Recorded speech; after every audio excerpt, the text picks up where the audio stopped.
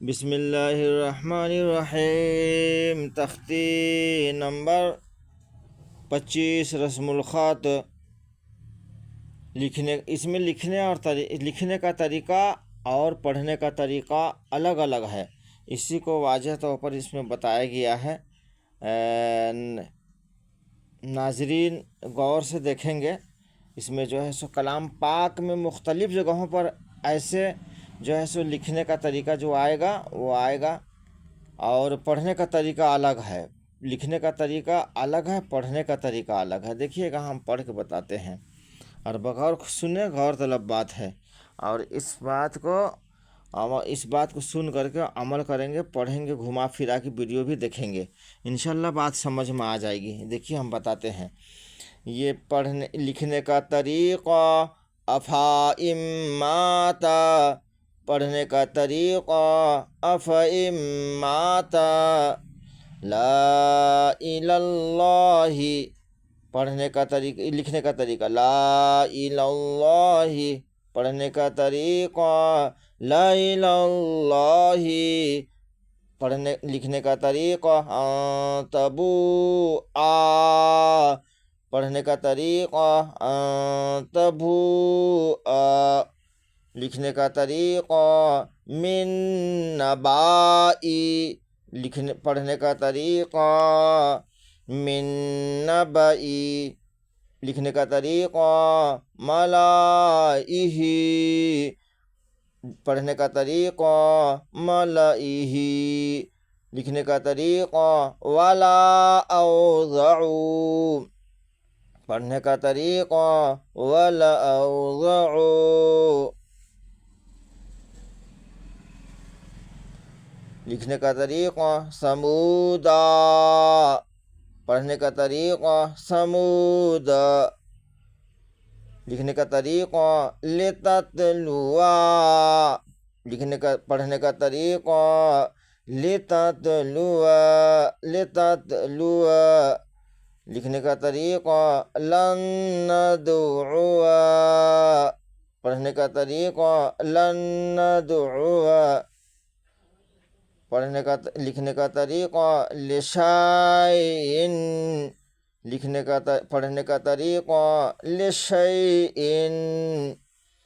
لکھنے کا طریقہ لکننا، پڑھنے کا طریقہ لکننا، لکھنے کا طریقہ لا اذبحنہ، لا اذبحنہ،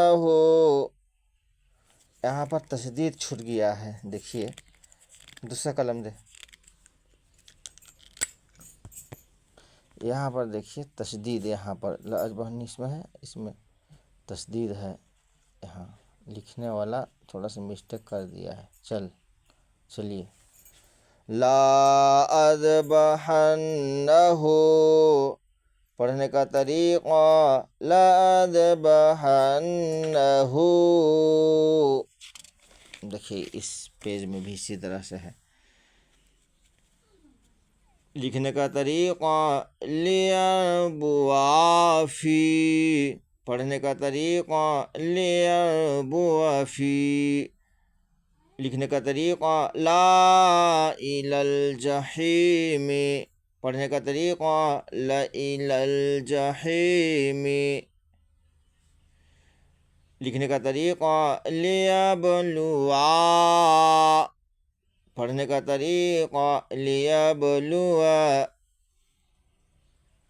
لکھنے کا طریقہ لن نبلوا، پڑھنے کا طریقہ نبلوا،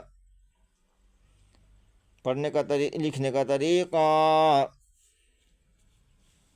بیس الاسم،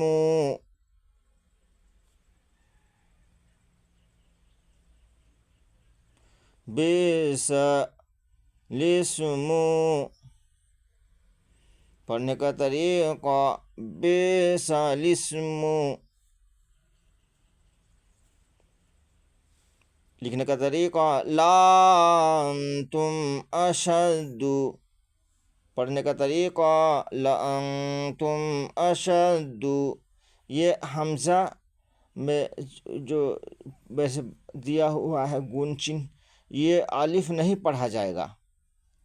یہاں پڑھنے کا طریقہ اس طرح سے ہے، یہ لکھنے کا صرف ہے، لکھنے میں آئے گا، پڑھنے میں نہیں. لکھنے کا طریقہ سلاسل، پڑھنے کا طریقہ سلاسل، لکھنے کا طریقہ قواریر، پڑھنے کا طریقہ قواریر، لکھنے کا طریقہ ملائہم، پڑھنے کا طریقہ ملائہم، لکھنے کا طریقہ ولا انا عابد ما عبدتم، پڑھنے کا طریقہ ولا انا، یہاں انا لکھنے کا طریقہ، پڑھنے کا انا عابد ما عبدتم، یہاں بھی ایک تشدید چھٹا ہوا ہے، دیکھیے یہاں پر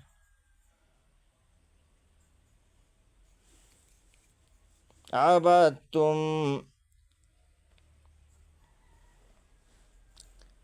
لکھنے کا طریقہ موسیٰ، پڑھنے کا طریقہ موسیٰ، لکھنے کا طریقہ عیسیٰ، پڑھنے کا طریقہ عیسیٰ، لکھنے میں صرف یہ آیا، کٹنگ کر دیا ہے اس کو. لکھنے کا طریقہ زکوٰۃ، پڑھنے کا طریقہ زکوٰۃ، واو فضول آیا، یہ لکھنے میں آ ہی جائے گا. زکوٰۃ لکھے گا تو اسی طرح سے آئے گا. بہت سے لوگ رسید کاٹنے جاتے ہیں نا علماء حضرات، تو اس طرح کا جو ہے سو زکوٰۃ لکھتے ہیں. اور پڑھی لکھی عورتیں ہوتی ہیں کچھ مختلف جگہوں پہ، بڑے گھرانوں میں یا چھوٹے گھرانوں میں بھی ہوتے ہیں، جن کو اچھی جانکاری ہوتی ہے، وہ لقمہ دیتے ہیں. زکوٰۃ اس طرح سے لکھائے گا، زکوٰۃ اس طرح سے نہیں لکھائے گا. اردو میں بھی واو آئے گا ہی آئے گا،